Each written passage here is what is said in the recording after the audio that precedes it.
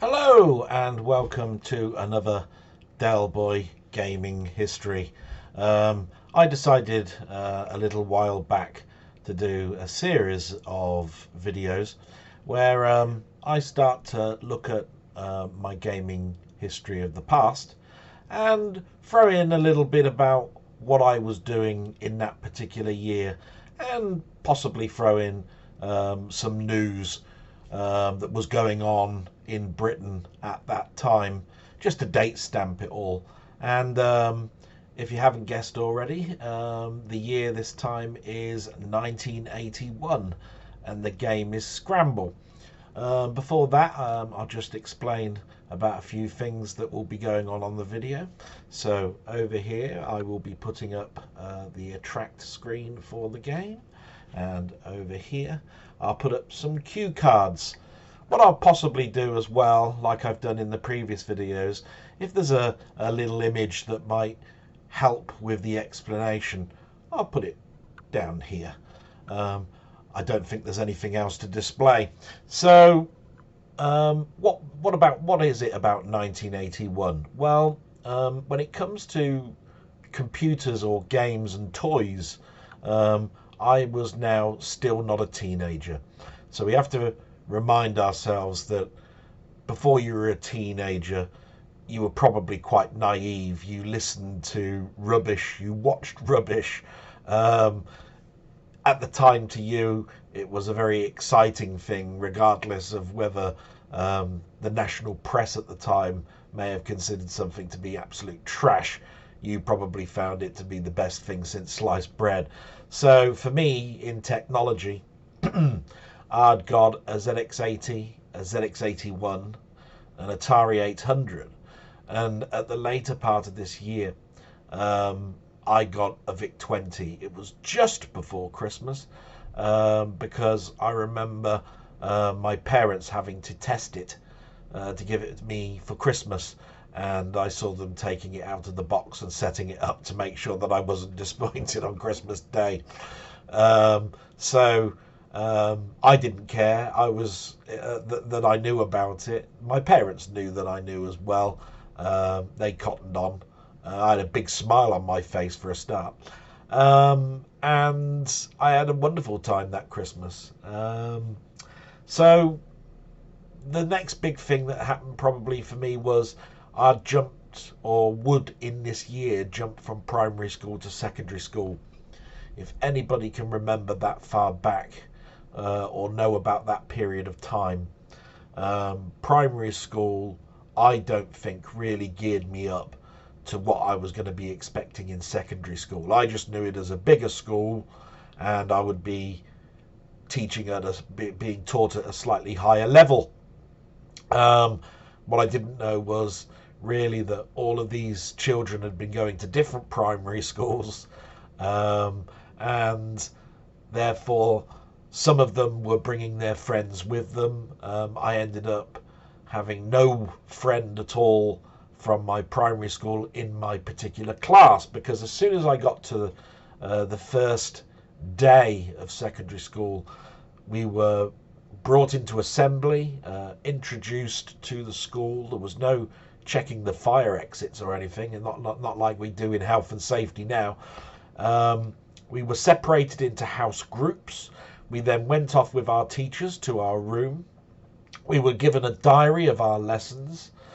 And as the weeks went on, I just noticed certain things, like the breaks were slightly different, because I'd try and find my friends that were in now these other groups, and they were already starting to mix and make friends with their particular groups that they would have assembly and roll call for.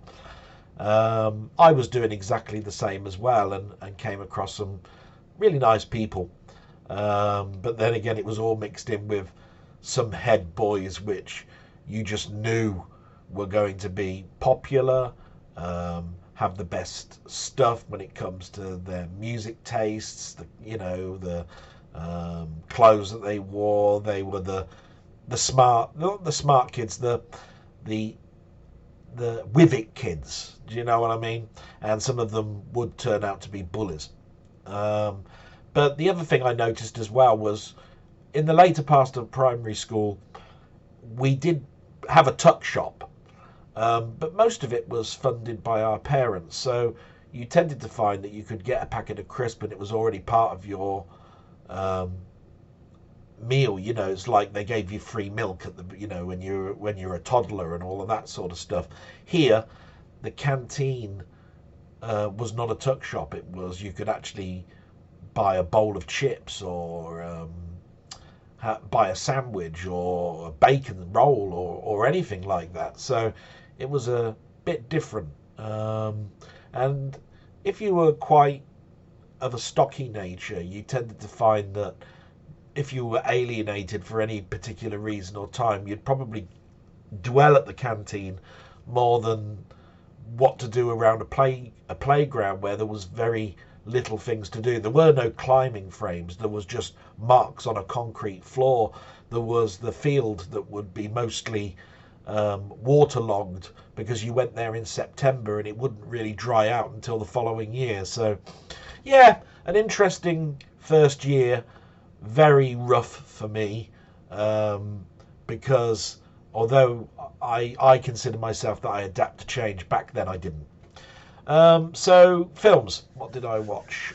So there was For Your Eyes Only, Superman 2, Flash Gordon, Raiders of the Lost Ark, Chariots of Fire, Any Which Way But You Can, should I say, Popeye, that was a Robin Williams film, that was a weird one, Time Bandits, Herbie Goes Bananas, and Clash of the Titans. Now I remember that one specifically. I wasn't able to see certain films because I was not a teenager yet. So there were films like Arthur, American Werewolf in London, Raging Bull, Blue Lagoon, Prom Night, Altered States. Those were all films that I knew were at the cinema, but I was no way was I going to be able to get in and see those particular films. But it was a good year, I think, for films. I definitely enjoyed, because I was a much younger person, Raiders of the Lost Ark, Superman 2, etc. When it comes to music, I was still into my soundtracks and I was still into my electronic music. But because was moving from primary school to secondary school, I was introduced into a far more variety of music. You know, it's not something that was pushed onto me. It's just that in conversations, people would be talking about bands that I hadn't heard of. So what would I be listening to? I'd be listening to John Lennon, Adam and the Ants, Soft Cell, Human League, Police, ABBA, The Specials, Genesis, Kim Wilde, ELO, Ultravox, and then one that was definitely there was ska music, and I think really Madness introduced me to that, but I stayed away from things like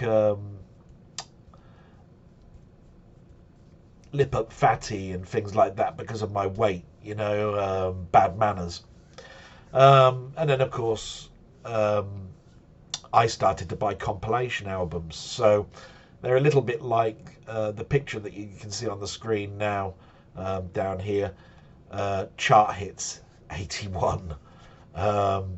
That was on vinyl and the type of thing that I was buying at the time. There was another one that my sister was playing at the time as well, called Star Sound. Now they were Stars on 45, and they would have snippets of bits of tracks from the Beatles and ABBA and the Bee Gees, I think. And my sister played those constantly. So those songs were in my head nearly every hour of the day when she was playing that.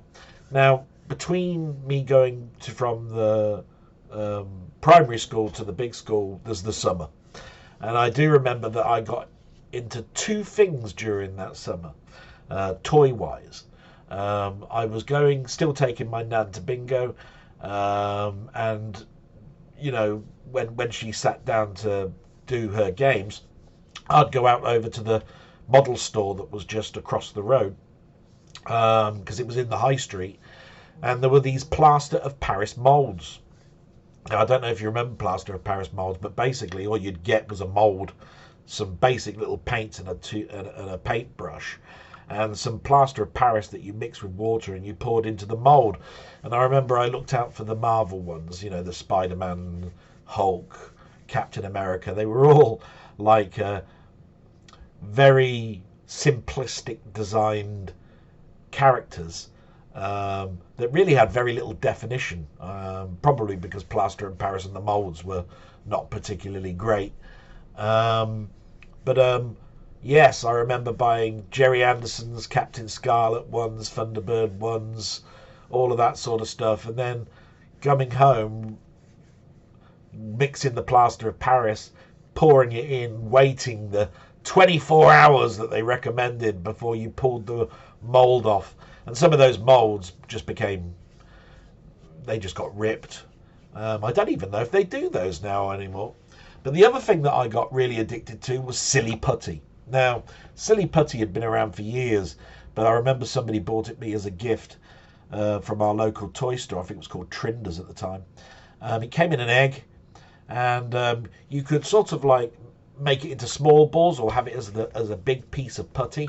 But I remember you could bounce it around. It was like a rubber ball. But the thing that blew my mind was that my comics that I was buying as a kid that were black and white, I could slap this putty down and it would leave an imprint. And I got my comic written on it. What I didn't guess was that ink would then meld in with the putty and it would turn greyish black. And as you continue to mix it in your hands, it would leave a residue. It wasn't particularly great as a toy. I think my mum hated it because if you bounced it around on the carpet, it got stuck in the carpet. So let's just talk a little bit about the events, and there will be stuff, as I said, in the corner. Gonna need to read some notes now, which is why my eyesight might drop down. But in the 5th of January, Peter Sutcliffe, or the Yorkshire Ripper, was actually now charged as a serial killer. He later on in this year admitted to manslaughter of 13 women or more. But on the same day, The Hitchhiker's Guide to the Galaxy was first aired on BBC Two, and that was a biggie for me because I was big into listening to the radio plays and the book, and to actually see it now in picture form was absolutely great, and I believe it won an award. On the 15th of February, Football League began playing on Sunday games. So this was big for my dad because my dad would always watch the match revisited on ITV or you know the football on BBC One. Now it was being on a Sunday, so you would get like midweek sport where they'd show the Sunday games. They wouldn't generally, I don't think, show them at that time on a Sunday.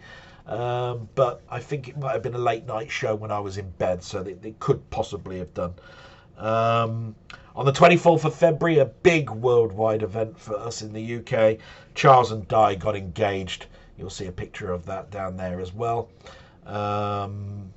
And those pictures were all over the world. And of course, later on, they got married. And as we know how that all ended up, the divorce and the sad death of Lady Diana Spencer, much later on. On the 5th of March, the ZX81 was launched. I had a launch machine. It was in parts. It's what I assembled. That's why the ZX81 was in my possession that year. Had awful trouble with it. Assembling it wasn't as bad as I thought it would be. Although I'd only worked on breadboards at the time. So this was quite a tricky thing to do for the person of my age, but it led me on to being able to work on machines that were broken in this same year, believe it or not, for a shop that opened that did you could upgrade by bringing in your old machine and having a price taken off of the newer machines. In the 29th of March, the first London Marathon was run. I don't remember that, but the London Marathon has been a big thing in my family since, you know, its inception. So I mentioned that one. On the 4th of April, Bucks Fizz won the Eurovision Song Contest. They were our UK entry with Making Your Mind Up. I do remember my parents sitting down and I was watching that particular show because I remember the skirts being ripped off of the two girls. It's now something that's well known, but at the particular time, me not being a teenager yet, seeing legs quite that long, skirts quite that short was a bit of an eye-opener. Now, my dad loved a bet, and he loved horses. I really only knew horses like Red Rum for the Grand National, but I do remember my dad won some money with Shergar, who won the Epsom Derby this year. That was in June. Yes, I do remember that because I remember my dad going, yes, like this. And I wondered what the hell was going on. Especially as we were in the car and we were listening to medium wave radio. Yeah.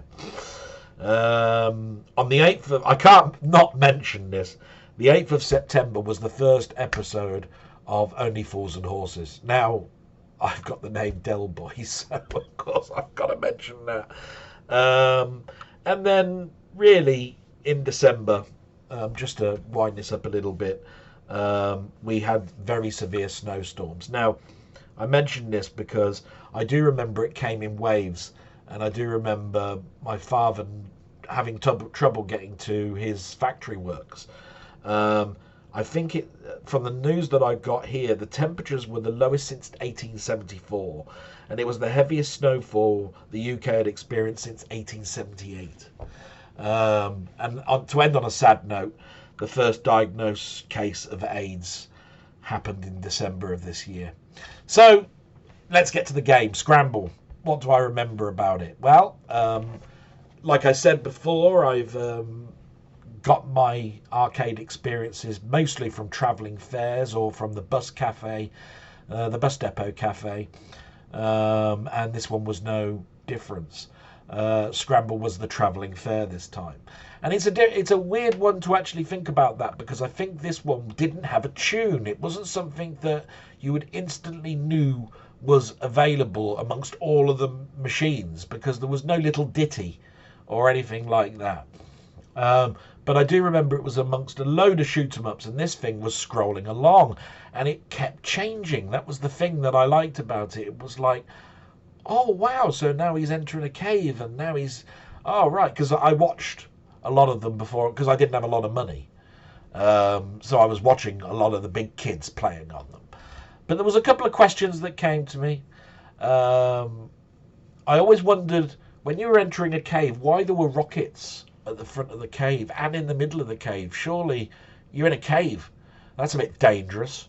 I had that type of mind back then.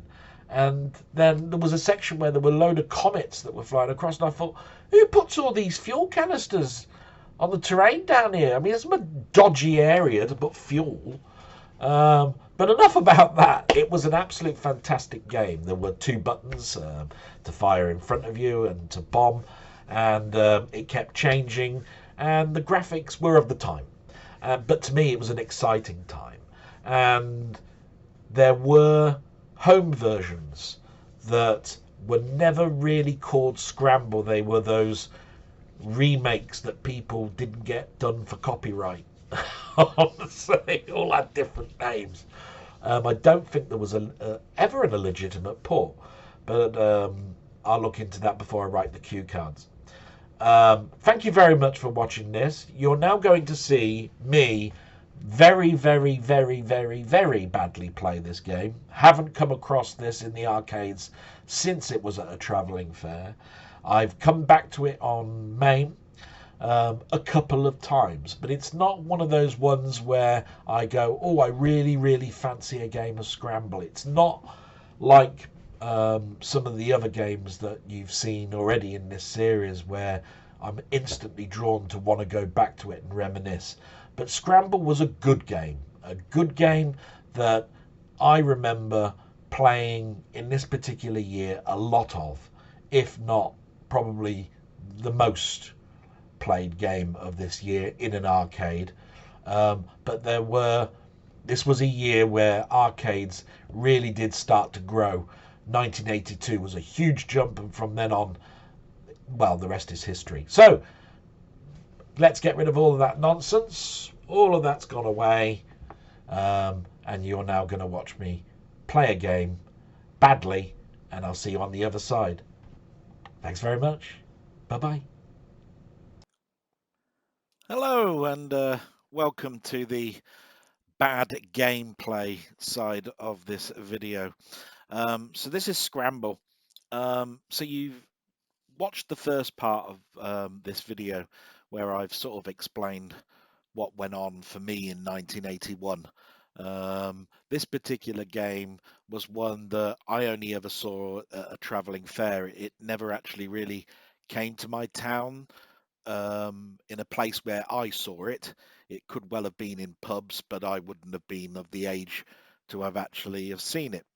The thing about this particular game was as soon as I saw it at the travelling fair, I then saw it everywhere. It was on my home computers of the time. There was a version for the VIC-20. I remember going round to a friend's Spectrum and he had Penetrator, and there have been a number of clones, never really called Scramble. They would have been called something else. Copyright didn't seem to be a thing back in the day for those. But when this was at the travelling fair, and the travelling fair was only ever in my town for 3 days, I would try and go at least once in the evening, because that would be with my parents. But if there was a friend of the family that was going on a different day, I'd see if I could tag along, and I would always be trying to beg for £1 or £2. And this one was the most played game, and it's interesting to note that this one doesn't have a tune or a ditty to make you sort of like remember it. The thing that I remember about it is the actual game itself. Now, I did a little bit of research, and the one thing I found out is that this was the first game to come out in the name of Scramble. Later on in Konami's life, they brought out a game called Gradius. Apparently, Gradius was going to be called Scramble 2. Konami have agreed that that is true, but then have rebulked on it and basically said not true. I can see the similarities, especially with the stages, but of course Gradius goes into far more greater finesse. So you're going to see some bad gameplay now. I'm going to put a coin in, and let's hope that my reflexes are a bit better than they have been of late. But here we go. Coin in. 1 player pressed.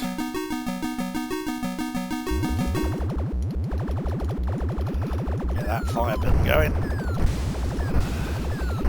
I'm always bad at the beginning of these games. I get progressively worse, actually.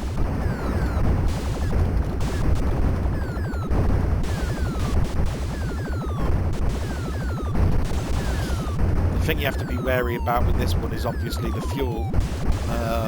But I've never found it to be an issue because I'll die before that.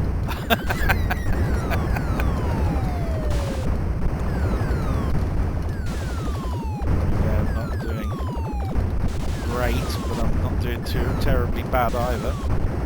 God. Right, here we go. UFOs. Now, this is where I tend to find I'm not remembering to press the bomb button. And I'm more looking around to see whether I'm going to die or not. Somewhere else, you can probably hear me straining my voice as I'm just moving around trying to get this to go correctly.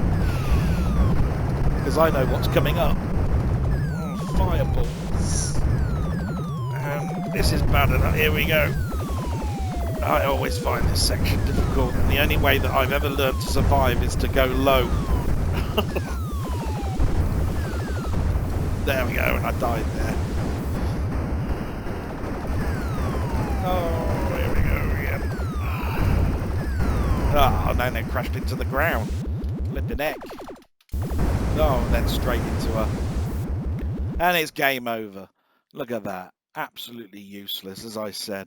Normally I'd get past that. The next bit would be the city. The city is damn hard. You wouldn't see too much more. But okay, let's see if I can play once more. But I don't think I'm going to get much further. Scramble is a very, very old game for me, and one that I haven't gone back to an awful lot, I have to say. I'm much more familiar with a few of the other older games, really. It's nice to see that my fire button is not doing too badly. Oh god, here we go.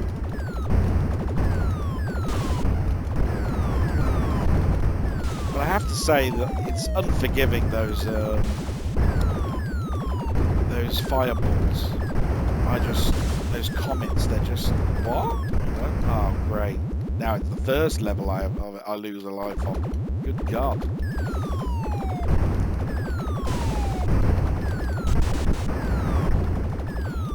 Maybe I should have left it where it was.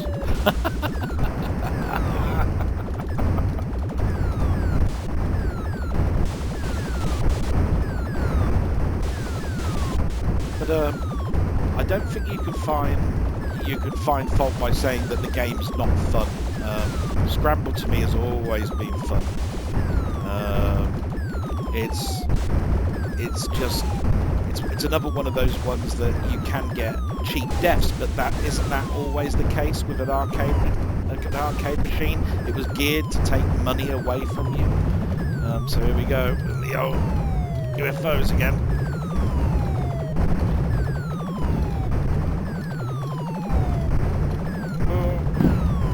Like I say, got to remember to press that bomb, because otherwise I'll lose the fuel.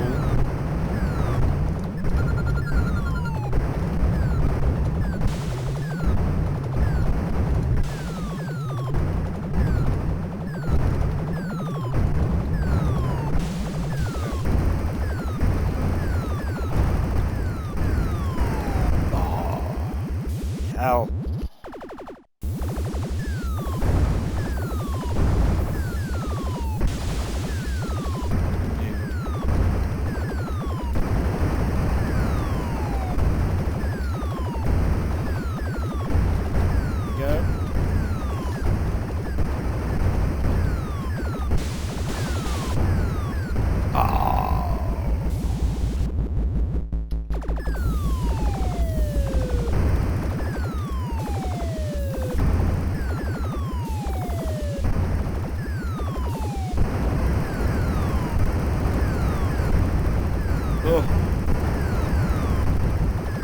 Always is a tricky thing for me, this one.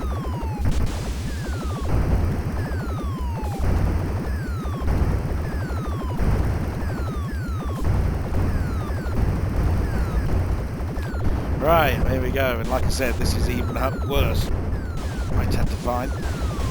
If you go too far forward, you've got rockets. If you go too far back, they'll come up the back of you. So, yeah. Okay, so we got to the fourth stage. I'm happy with that. 15,960 means I'm first. I hope you enjoyed this video. I've absolutely had a blast coming back to it and reminiscing about 1981 has been a highlight for me. Hopefully there's going to be another one very shortly of this series, and see you on the flip side on the next one. Thanks very much for watching. Bye bye.